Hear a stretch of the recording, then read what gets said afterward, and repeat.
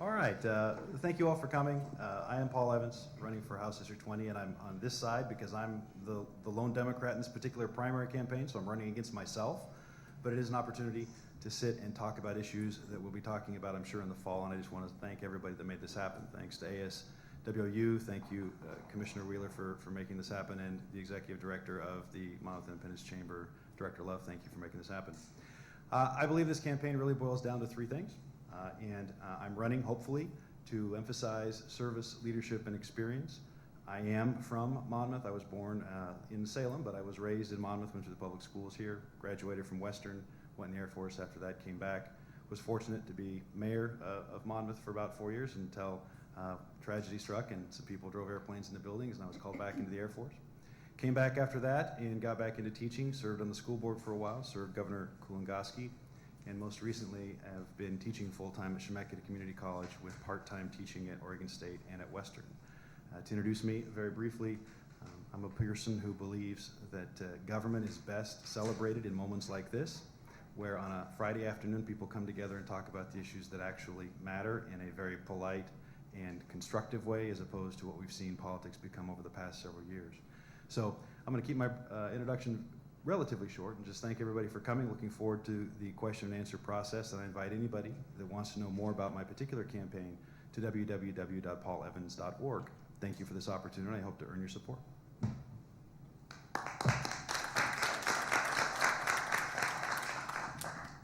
Sounds like I'm up. Can you hear me all right? Good. Okay, I'm Kathy Goss, and I also am running for District 20. I'm a Republican, as are my other campaign friends to my left. And one of us at the end of this will, as of next Tuesday, will be running against Mr. Evans on my right. So, tell you a little about me. I have a vision for Oregon, and I have a vision of what I might be able to accomplish and contribute if I'm elected to the legislature.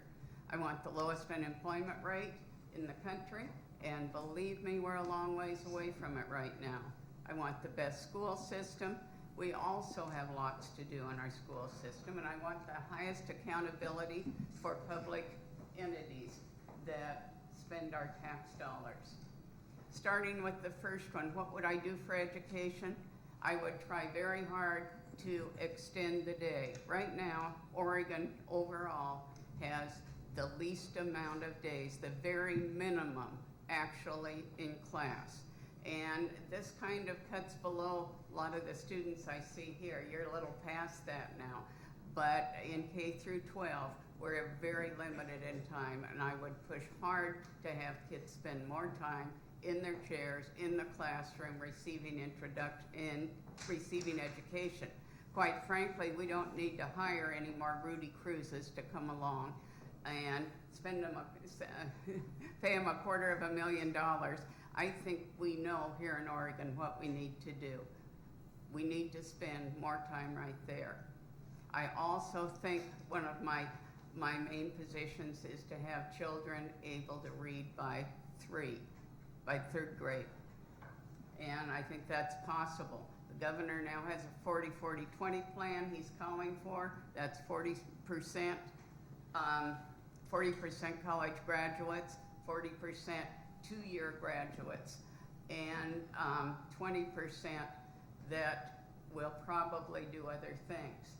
We're a long ways from that in Oregon. And to speak to the college students here, I think it's very important that you know that Oregon does not have the jobs available to last long enough for you to accept them. You're more than likely, and statistics show, that you will have to go out of state to find a job that pays you what your job after you've graduated from college should pay you. Thank you.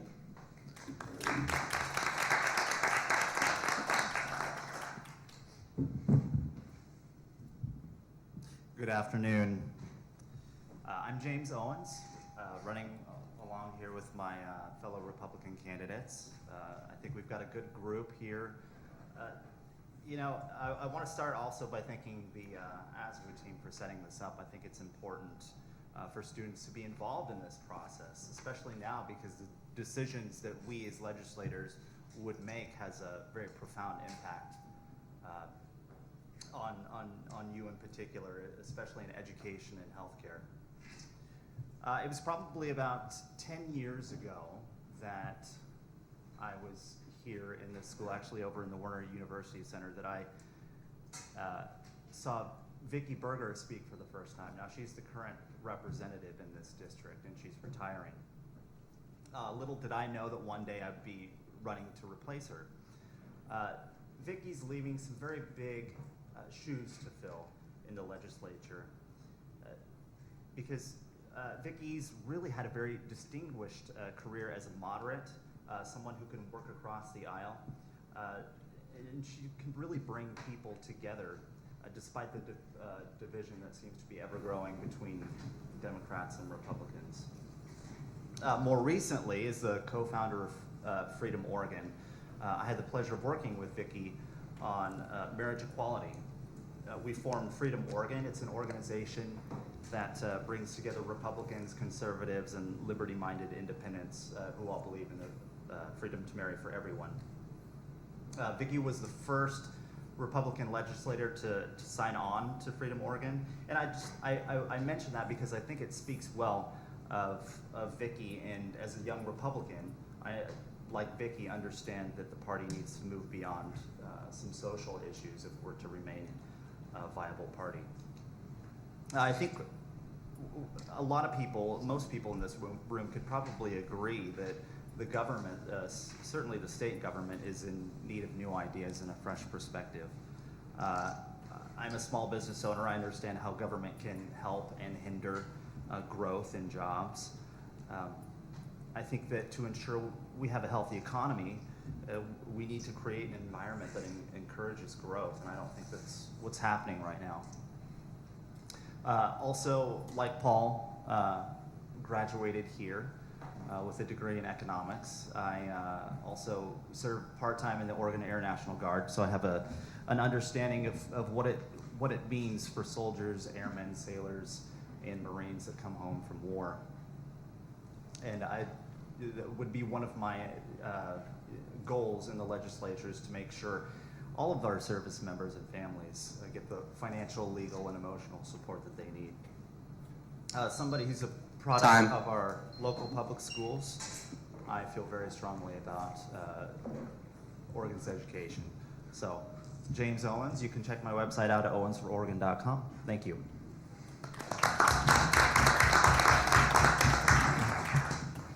I love the timekeeper down here. He's got a tough job, you know, and keep us all in line. Have you ever said anything that got you in trouble? Well, the reason I'm here is because, yeah, exactly, we all have, right? I complained about the state government and the absolute tragedy it is in the wasteful spending. Oregon is in the top 17% in taxation. They tax us more than most of the other states. And they're also in the upper 10% of the states that waste our money. So coming from a background of business and technology, I've solved these kind of problems my entire life for large companies and regional and national companies. I've started my own business several times. I started a software development company when I first graduated out of school. I run a restaurant, a lot of just small companies as I've gone through. But in the process, I decided to go down and actually interview the state IT department to find out how in the world you could mess up a project like Cover Oregon. And I was shocked to find out that for Cover Oregon, they had 3 different departments that were all writing the same software program. They didn't communicate with each other, and not one of those 3 was in charge of the program. They had no leadership, they had no accountability, and they had no personal responsibility for the programs that were written.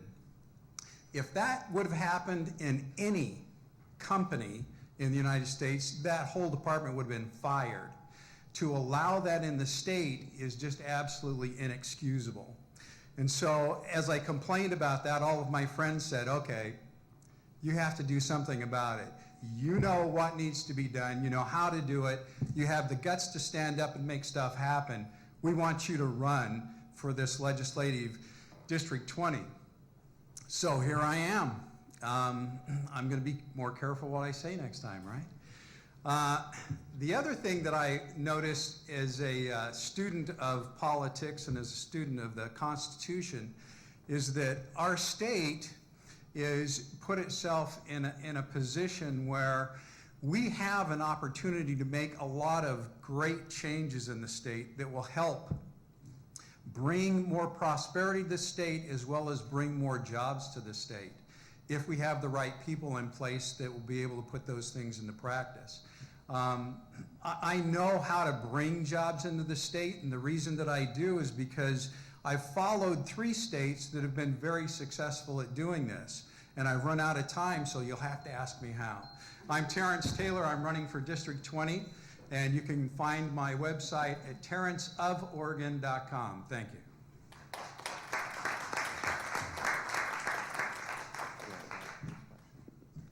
Okay, the first question, this is for each of you. We'll start with Kathy Goss. Do you stand with the 60 faith communities and 215 faith leaders in Oregon, among other broad business coalitions, that support the freedom to marry for all loving and committed couples? That's an interesting and controversial issue right now, as we all know. And quite frankly, Oregon has lots of problems to solve, lots of economic problems, lots of environmental problems, lots of problems attracting jobs to this state.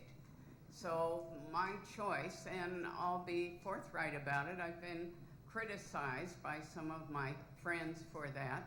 I don't believe now's the time to make a choice. The issue is in the courts. As most of you know, there's a constitutional issue in Oregon about gay marriage. And the Constitution of Oregon defines marriage as a man and a woman. So that's in the lap of the judge right now. And I think it's kind of inappropriate for me to come in and make a decision and say, this is the way I believe. Frankly, all of us will be bound by the law in the state of Oregon when that judge issues his decision. And until that happens, I'm not going to say my personal belief really doesn't matter here. What matters is me upholding the law for the state of Oregon.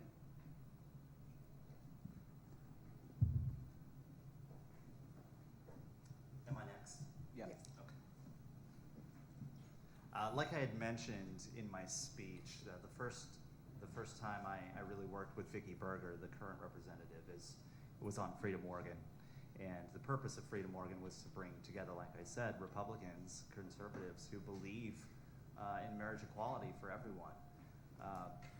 I also founded and currently chair the Log Cabin Republicans of Oregon, which is a gay Republican organization. So, that being said, of course, I am for marriage equality. I think as it sits, in the courts right now, I think we can expect that the judge will make a swift decision on that, and we can be past that. And I think that'll be a great thing for Oregon. Also in terms of the Republican Party, it's we have really great ideas when it comes to the way we educate, the way we implement healthcare ideas. Things like transparency and lower taxes. We have really good ideas as Republicans, but unfortunately, younger generations can't look past this wedge issue that is gay marriage and other social issues. And so I think if we can move past that as a party, we have a better chance of remaining relevant. That's where I stand. Well, I'm, I guess, the only Republican that'll stand up and say, I actually support the Republican stand which is marriage is defined as a union between a man and a woman. It's been that way for the last 5,000 years. And I don't think that it's appropriate to try to change the definition. We already give the 4% all of the opportunities and all of the advantages that a married couple gets with the union that they're able to have right now. So I think that more than anything, it's kind of as much as it's a political issue, it's also a moral issue. And I think that as we look at the moral issue, we need to respect and love everybody, and everybody should have the opportunities to do what they need to do. But it's kind of like Abraham Lincoln said, if you call a lamb's tail a leg, how many legs does a lamb have? And the answer is 4. Just calling it a leg doesn't make it a leg. And changing the definition of marriage to try to conform to the 4%, I don't believe is a right thing to do.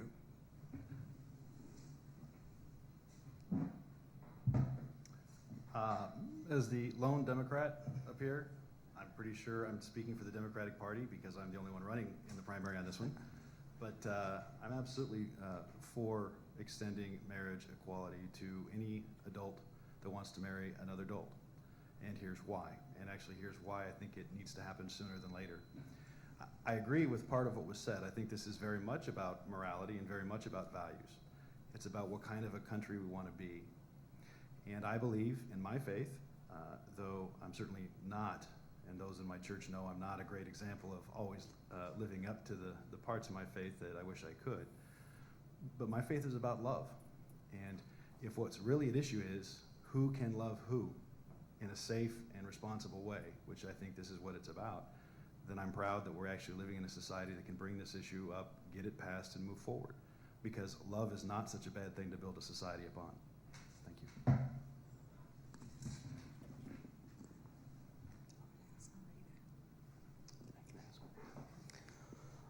So we're going to start with Mr. Owens. What is your plan to reinvest in higher education funding and reduce tuition prices? It's that's a great question because, Oregon, are you talking, was that specifically to higher education or Yes. does that include K through 12? No. That was specifically for higher education. Okay. Well, I think one of the smart things that this university in particular has done has made the tuition promise, where, as far as I've been told, this wasn't a program when I was here, but from what I've been told, once you are admitted to the school, you have a tuition rate, and that doesn't change throughout the 4 years that you're here. And I think that's one great idea to keep tuition from spiraling out of control for students. Debt is another thing. That's something that I have. I have debt from college because my parents weren't able to afford to pay my tuition while I went to school, so I had to take out loans. These sorts of things that students deal with after college isn't something that's really explained to them while they're going to school, something you kind of have to figure out after you graduate. And in this job market where it's hard to get a job, even with a degree, that just compounds the problem. And so tackling the debt, I think, is going to be one of the first things that we need to do in Oregon for college graduates. And there are many ways that we could tackle that. I don't have specific ideas on of course we're not going to eliminate all of the debt that students have, but some programs that we could implement in terms of how students pay them back, what sorts of jobs and some things like that, like nonprofits. So I'm done. That's the bill. Do you want to repeat that question? Sure. What is your plan to reinvest in higher education funding and reduce tuition prices? Okay, so I guess one of the things that I look at is I think that we really need to try to separate government from education funding. I think that we need to try to allow the schools to be able to have programs that meet the needs of the students for the various areas that they go into, and be affordable for them to be able to have that education. I think the real question is how do you pay your loans back? And that gets back to the economy issue. We need to have more jobs in the state of Oregon. We need to have higher paying jobs in the state of Oregon, and we need to have a healthier economy.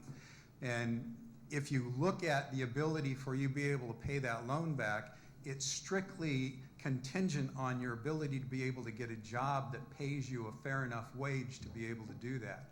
And I think that's the real answer to the question. I think schools do a great job in trying to make it as affordable as they can possibly do. And for schools to try to skimp or try to move that in some way to compromise, I think is probably the wrong ticket. I think what we really need to do is concentrate on the economy so that when you graduate in the course that you're studying, you're able to pay that loan back. That's about all I have to say about that. How many minutes do I have? 2. 2. All right, I'll try to be very brief. I actually believe just the opposite. And I believed this before I was a teacher, so there's no emphasis on that. When it comes to higher education, there's a couple of things first to remember. Number one, we have disinvested in higher education across the board since ballot measure 5 and 4750 started starving the budget because of the requirement to put K-12 funding above everything else. That's fact number one. Fact number two is that if you look in history, the times that the country has actually put more money and resources into college and apprenticeships and workforce training was actually the engine for the greatest expansion of individual and collective wealth in human history. That would be the economy following World War II because of the GI Bill. We are either going to have an investment in today, tomorrow, and the future, or we're going to allow education to become something that is only the possibility for the rich. And quite frankly, everybody prospers. I believe this. Everybody prospers when everybody has access to education and workforce training. You know, interestingly enough, we've talked about the economy. Oregon's leading the nation right now in productivity. Look it up. It's kind of interesting. From 2001 to 2012, we've actually increased productivity 46% compared to the national average of 9%. I do the math. That's about 5 times the national average. Perhaps it's not that our workers aren't working harder. Perhaps it's not that we're not generating wealth. Perhaps we have to actually look at how we have systems and structures in place to make sure that opportunities are available. 70% of the jobs that have come back since we've had the Great Recession, we've had about 70% of the jobs come back, but they're actually less than living wage standard. It makes it hard for kids to go to college on that.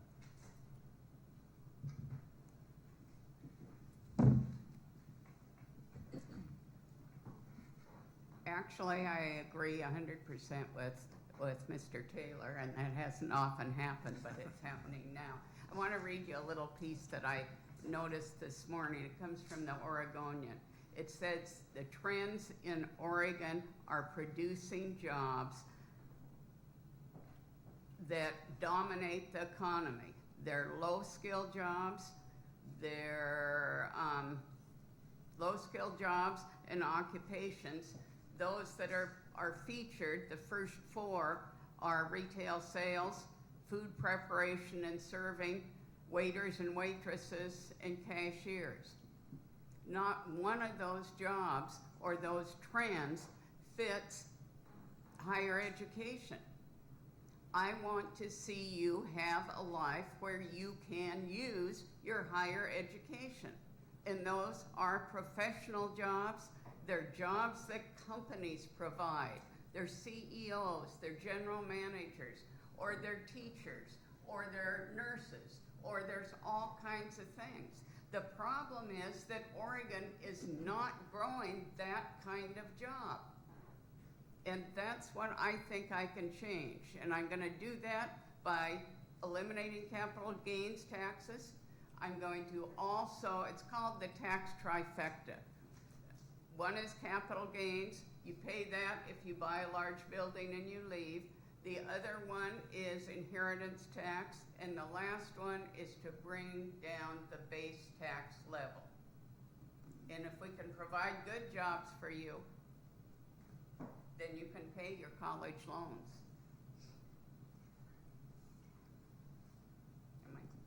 Okay, this question will start with Mr. Taylor. What is your stance on increased limitations to gun ownership? There's a reason that the Second Amendment is in the Constitution. If you look at the original intent of the Founding Fathers, the reason that they put that in there was because the oppression they received from Great Britain.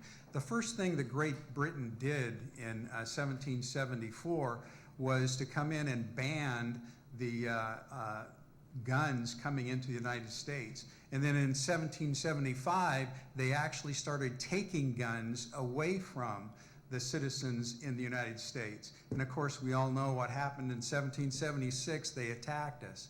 So our founding fathers knew that if we had people that had arms, that no government would ever be able to oppress them, no government would be able to take them, and that we would remain free. As you look around the world today, the country that has the least amount of crime is a small little country called Switzerland. Switzerland has a really interesting process. When you turn 17 and you're a male, you learn how to use a rifle and you become a part of the military. And then after you get out of the military, you have a responsibility to continue to have a firearm and maintain it in your household. Do you know that they have hardly any burglaries? They have hardly any murders? And a part of the reason is because they have a well-armed citizenship. When you restrict gun ownership, you allow criminals to feed upon unarmed people. Our founding fathers were smart enough to know that, and that's why they put the Second Amendment in there, and that's why I support it. Okay, the Second Amendment was actually put in place to make sure that no one could take guns away from the militia. But history aside, I think I'm probably the only one up here with a concealed handgun license on me, and I'm pretty sure I'm the only guy right now with there's two of us, with a truck that already has a gun in it. So I live in Polk County. I like chainsaws. I like guns. The question is not whether or not guns should be legal, because I think that's been settled. The question is whether we as a society can come up with ways to make sure that we make every place safer, whether we can make sure that people that shouldn't have weapons don't, and whether we can make sure that people that do have guns use them more responsibly. We can't blame people that didn't do anything wrong. On the same token, we have to be careful of creating a cult of personality around a firearm. It is a tool. It is only a tool. I had to carry that tool in a past life. It's important to remember that the liberty provided us to have weapons does not mean that it is a liberty to use it to threaten. And it's also, I think, unfortunately become a litmus test and a arguing point when we do have larger things to talk about and more important issues to talk about. But for the record, I don't believe we should take guns away. I do believe in the Second Amendment.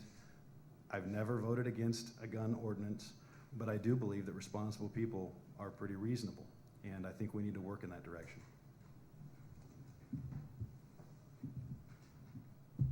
I don't own a gun, have never owned a gun, but my family does. And I believe in the right to own a gun, and I'm not willing to give that up.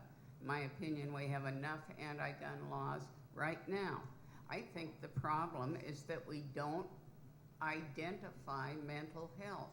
If you look back at the large gun incidences that have happened, oftentimes it's a disturbed person. Oftentimes even they were identified by their parents. And the parents were just sick that they couldn't find anything to do with that child or young adult. I think we need to work on having avenues for people that are hindered by mental health problems. And I would certainly do that before I put money down to have more gun laws, to have more government enforce those restrictions. I don't believe in that.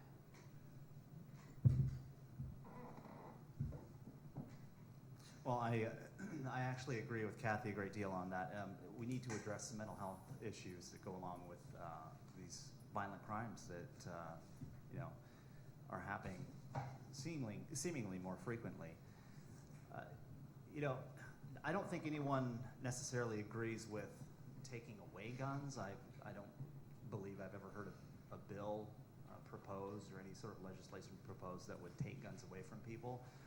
Most of the issues that come up when voting on gun rights is registration, registering your firearm with the state or the local government or what have you.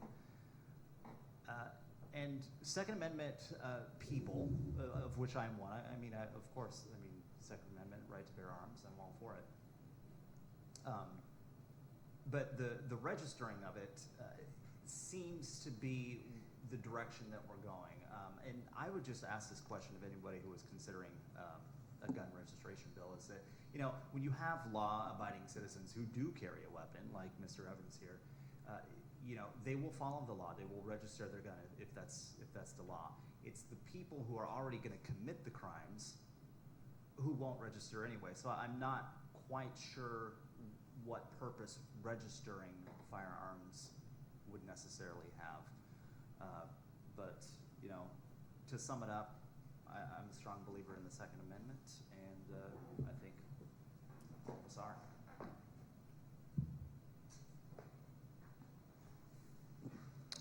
are. We're going to start with Mr. Evans for this question. Do you support a rise in the minimum wage to help keep pace with the rising costs of basic necessities as well as for working families? Yes, I do. I actually believe very much in raising the minimum wage, and here's why. First, to quote some folks that are out there advocating growth in the economy, I concur with those that say you can't raise a family on $10 an hour. I believe that our economy is complex, that costs continue to go up, and that while the minimum wage is not the solution, and I do not pretend that it is the solution, it is so far out of whack right now that it should be adjusted. But more importantly, I want to emphasize a couple of things having to do with the economy right now. I continue to hear how the Oregon economy is bad, and it's not as good as it should be. And as someone who was laid off during the Great Recession, I concur with that. But another statistic, again, in case you're trying to find where this is from, it's the Oregon Center for Public Policy. You can find it, it's out there. From 2001 to 2012, Oregon's share of the national economy actually went up from 1.04% to 1.40%. Now that isn't a lot, but if you look at the size and scale of the United States economy, we are doing some things right. And my concern is, as we start finding solutions, we start trying to find change, let's make sure we do it with reasonableness and rational approaches. As a former mayor, as a former school board member, I've had to make decisions in government where you have to make sure and look at all the finer points, not just the major themes. And one of the things we have to protect is the slow but steady growth that is occurring in Oregon, and make sure that we don't lose that even as we try to fix the other problems. Thank you.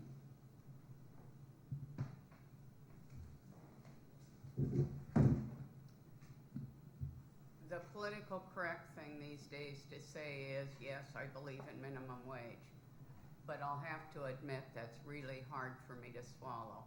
My husband and I own an appraisal company, and when we need appraisers, if there's no one there, we need to train them.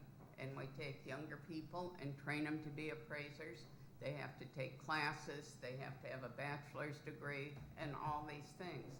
It costs me a lot of money. It takes at least 6 months to take a college graduate and train them to be an appraiser so that they can appraise enough so I can make some money again.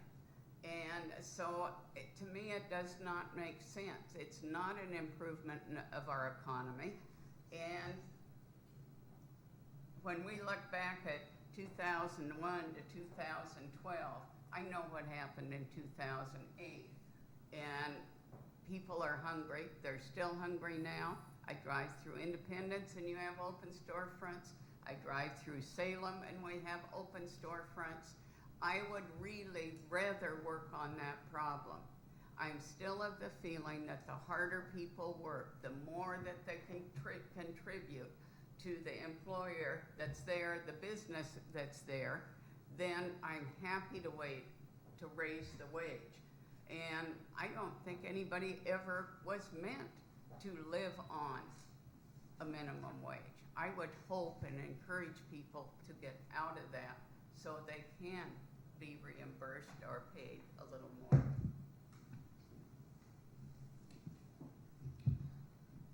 As a student of economics, I've read several papers on the effectiveness of raising the minimum wage, and they're all over the map. There have been, many peer-reviewed studies on whether or not the minimum wage actually impacts job growth, impacts the economy. So, you can take the argument both ways, but I think the fact is that if you have a minimum wage and you raise it, prices will follow, and it just keeps notching up. So I think it's a wash most of the times. I think we get caught up way too much in talking about the minimum wage. But in terms of keeping up with the economic growth, I do agree with Kathy. I don't think it's necessarily that we need to keep raising the minimum wage. I think we need to have a strong economy, and those wages will just follow. And people shouldn't be relying on a minimum wage job. That should be a right out of high school wage. You shouldn't be 40 years old and in a minimum wage job. So I think we should probably address that issue first. Well, I think you can see this pretty clear that the Democrats believe that fixing the problem is you increase the minimum wage, and that's somehow going to fix a business problem. Being a professional businessman all my life, I can tell you that that's only going to create a problem. Because if you raise somebody from $7 to $10, the guy who's making $11, how do you think he's going to feel? And then the guy who's making $12, he goes, they got a 30% raise, how come I'm not getting a raise? And then if you look at the labor costs for the company, the only way that they can offset that is to raise the price of their product. So it's an absolute insane idea.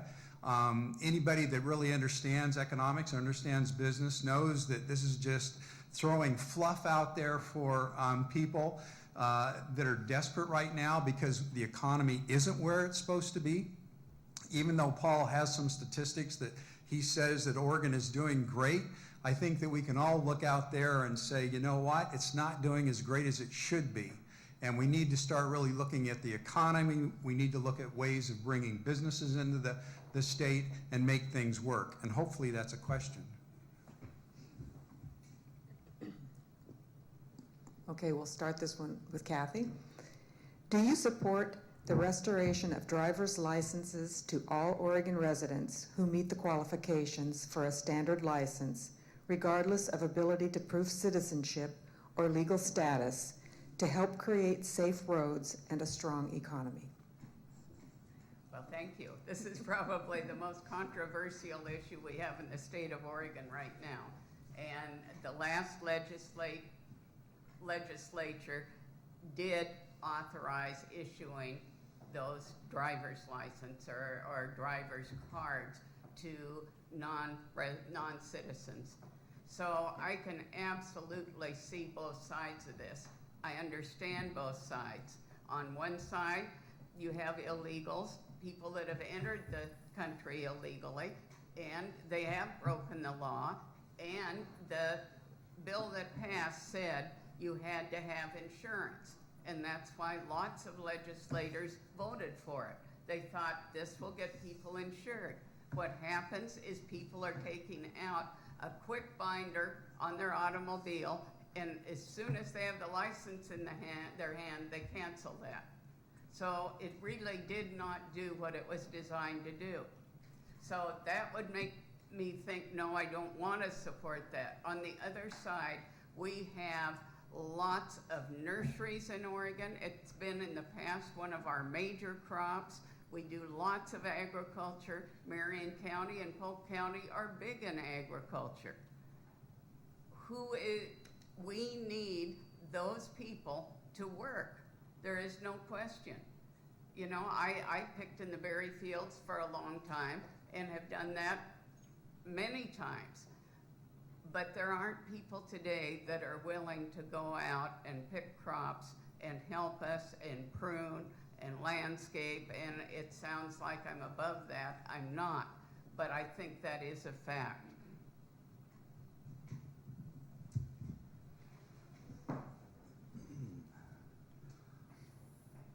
You know, driver's licenses for whatever you want to call them, illegal, undocumented citizens, whether people are here illegally or not, I think that if they're driving on the roads, they should be legal drivers, and they should have to pass a test to drive. I mean, I for one wouldn't want to just blanketly say if you're here illegally you can't have a driver's license, because, well, it just makes the road more dangerous for the rest of us. But we do need to solve the problem, because people who are here illegally, I mean, that's a bigger problem than driver's license. I think we need to solve that problem first. What the legislature did in terms of giving driving privileges to people who are here illegally was not the best. They, like Kathy said, you know, with the insurance loophole, they also extended it to people with CDLs. It just wasn't thought through, and that's what concerns me about some of the things that they pushed through the legislature lately, is that they really don't think things through. And I would hope that any of us here sitting at this table today, if elected, would try to you know, make some of these bills a little bit more comprehensive in terms of, you know, when they're implemented, are they really going to be effective? And that just isn't happening today. I think that, unfortunately, the Democratic Party is setting up a privileged class in the illegal aliens. I think everybody probably heard today that Obama is in the process of actually releasing 36,000 convicted felons out of prison just because they're illegal aliens. If you go to Mexico and you try to get a license in Mexico, you have to actually have somebody from the government come to your house so they know that you live there, take a picture of you, and take a thumbprint, and also documentation in order to get a driver's license in Mexico. And now all of a sudden here in the United States, we're going to turn around and say, hey, you know what? You're here illegally. We're already giving you all these social services. We're letting you out of jail. Come on, drive on our roads too. We need to put a stop to this. We need to use common sense in making sure that we hold people accountable to the laws. If we allow people to continue to break the laws, what good are they? And that's a whole part of the process that I see, is that we need to enforce the law. We need to make sure that people are driving legally. And I believe that, as in many other states, we need to make sure that they're able to produce evidence that they're actually a citizen and that they live in the state.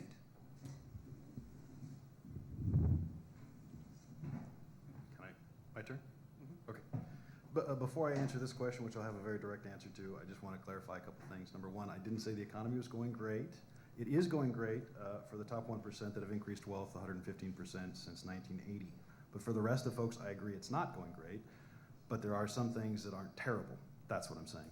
When you get to the driver's license issue, I was actually working for Governor Kulingoski as a senior policy advisor when this whole thing started, because the Bush administration put into something called the Real ID Act, which, you want to talk about dumb-headed legislation, that one was dumb-headed, because we had to make it work at the states. Idaho, in fact, threatened to leave the union over that one, which was kind of funny to watch. The point is, on this particular bill, the driver's license bill, I actually think it's the right thing to do. It's right for our farmers. It's right for the businesses. It's right for the workers that are trying to get to the job. And more importantly, when it comes to public safety, though I know a lot about making war, I claim to know a little bit about public safety. I take my lead from the Portland police chief, who's endorsing it. I take my lead from the sheriffs and the police chiefs and the public safety community that believe it's better that at least we know that they can drive, and that we know, theoretically anyway, where they are. Right now, people without this are driving anyway. That's the point. Thank you.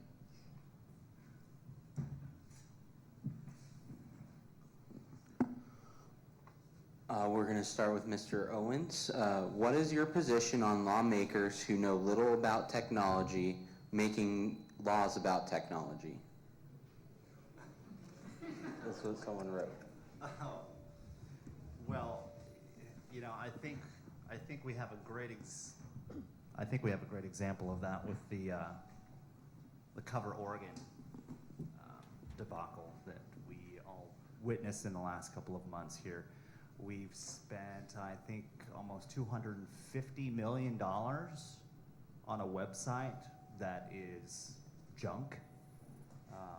You know, I am pretty sure there are a handful of students, at least in this room, that could put together a website as a class project in half the amount of time for, you know, what, a couple $1,000s maybe. So, you know, yeah, do I think that legislators should be voting on technical issues? Well, they have to, for one. That's, I suppose, what, you know, testifying, you know, expert witnesses in hearings and stuff is like, or is for. But yeah, I mean, I think we've recently seen a great example of why the government should have a little bit more transparency and accountability when it comes to implementing technology projects. Well, obviously, I agree that they should have a good technology understanding, and that's the reason why I'm running. The whole process that we're looking at as we move into the future involves technology. The more you look farther out in the future, the more technology is going to play a part in politics as well as the economy. Unfortunately, you can't always rely on expert witnesses.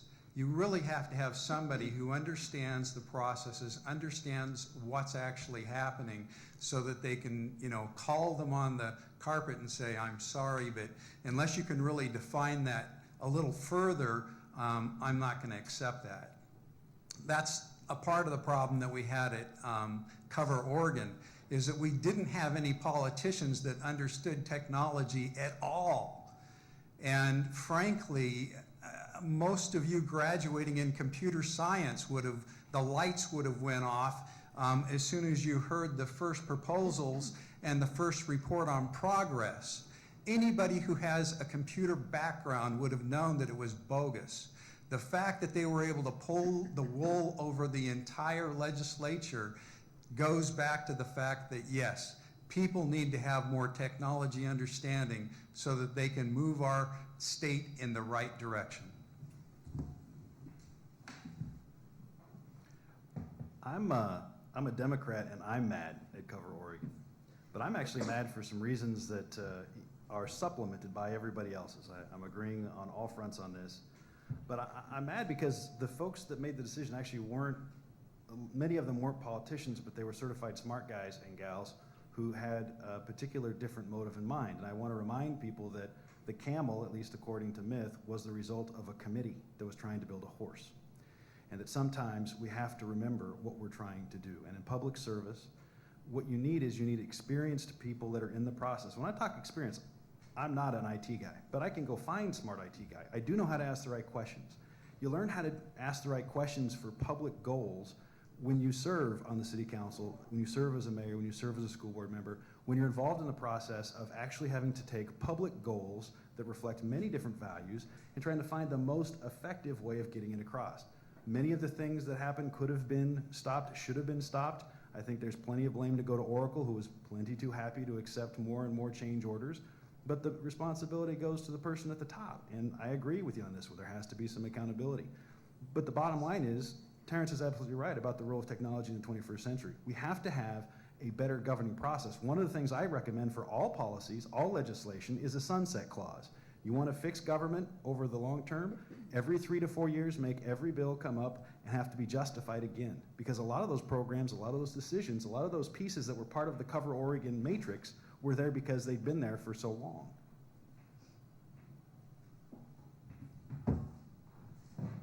I have real strong feelings about this. So the legislature isn't the individual that goes down, that knows how the widget goes together with every piece. The legislature we have is to write policy. To give you an example, I used to run the Moe's restaurants along the coast. I'm sure most of you have been there at one time or another for clam chowder. We didn't have enough oysters, so I started an oyster farm.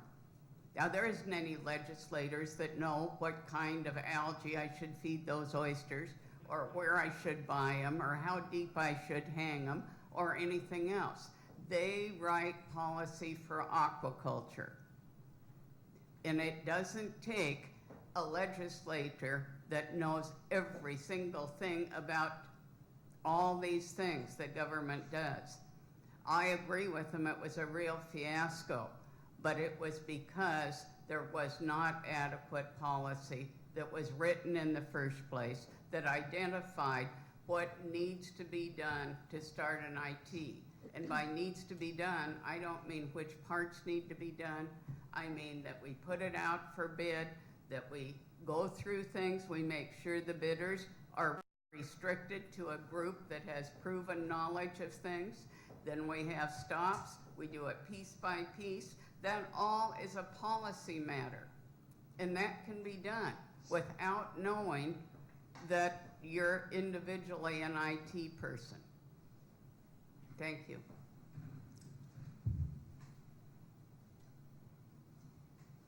So that concludes our questions because we're running out of time.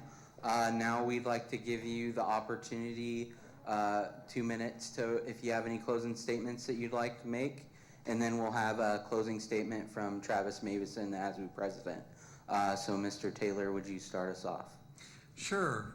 Since nobody asked, I'm going to tell you what we can do to help increase jobs and bring jobs into the state. There's 3 other states right now that are practicing this. They have 1 to 2 people that their only job at the state is to recruit companies into the state. And what they do is they give them a moratorium on a portion of their taxes. So as they come into the state and they hire people, they're able to get tax recovery from the people that they hire, and then 3 to 4 years down the line, they get the total tax recovery. And this is why Texas and several other countries, they think they're a country, states, are doing so well is because they've taken an active part in doing this. We can do this in Oregon. We have a great climate for agriculture, for technology, for higher paying jobs. We just need somebody that knows how to make these things happen and put them in the legislature.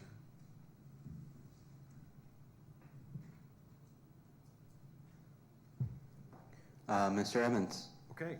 I just want to thank everybody for coming out again today. Hopefully this is the first of many opportunities to get together and talk about different issues. I know that Terrence and I, we got probably 1 or 2 of the questions we wanted to, and there's more that I know that hopefully will come up. Bottom line is I want people to understand a couple things. Number 1, however you decide to vote after you look at all of the alternatives, thank you for being involved in the process and thank you for voting.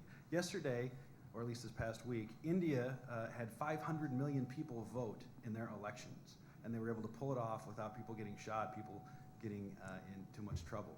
I always am excited when there's an election campaign that involves ballots, not bullets, and I'm just excited to be a part of it this time. The last thing I want to emphasize is that as we look at these solutions, I'm running for the legislature. I don't pretend to be a business person. My dad was a business person for 17 years. I am a person who has served and has leadership experience making some of the hard decisions and bringing people together across party lines. Government is not the solution, and it's not a devil. Government is a facilitator, and hopefully we can move forward together and try to work and build a stronger economy that's better for everybody, and I hope to play a part. Thank you. I also want to thank each one of you and the organization that put this together and the students that attended and the community members. I think it's a positive thing. I personally feel I have a doctorate in education administration. I've been a school superintendent, I've taught, I've been a principal. I've gone all the way up that ladder. I do know education, but I also wavered off, and you may find that you do that too. We don't all end up at the profession we set out to have. And I ended up as a general manager for Moe's Newport Pacific. and that's the most restaurants, the oyster farms, and we also had other restaurants at the time. So I absolutely know business and I know education. And it seems to me those are two major, major problems that we have in Oregon right now. And I would love the opportunity to address those. I want to apply my skills, my experience, and my common sense to helping all of Oregon. Thank you very much for listening. I'm Kathy Goss, District 20. I'd also like to thank the Associated Students of Western Oregon University for putting this together. I think it's a great forum, and you know, students here are really the future. I think I represent that as a younger Republican, and I think we can take this party in a new direction if there are any Republicans out there. I don't know.